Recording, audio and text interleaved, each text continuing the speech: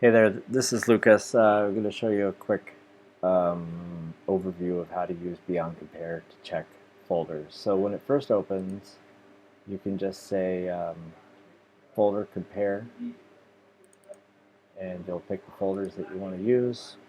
Like, let's go to, I'm going to find one real quick. We'll compare this with the dash test version, which is not a real thing. Okay, and hit enter, and then it takes a little while to run the comparison, but it's quite simple.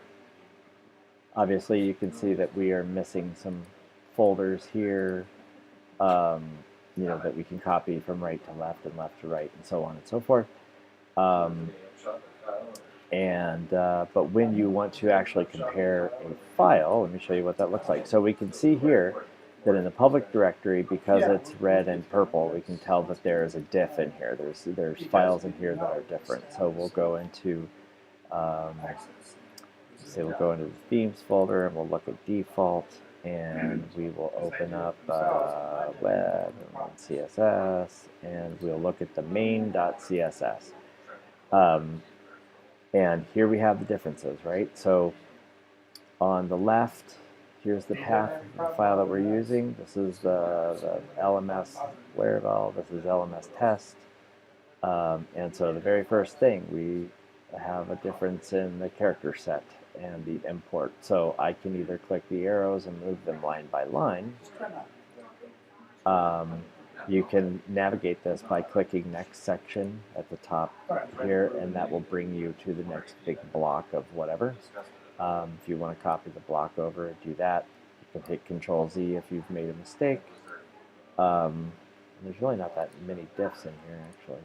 But and then if you know, just having done that look at them before, if you know that you want to change one, or if one is correct and one is not correct, the whole file rather, you can just say, copy to write, and that will make them equal and overwrite the old version. So know that it will overwrite the old version. So again, red and purple indicates that there is a file in here that is not the same. You can also use this to look at binaries, like images. Of course, there aren't real differences here, but one is just missing. But so it will give you some indication of what the difference is in a binary. And that's really how you use it. It's pretty simple. So I hope that helps.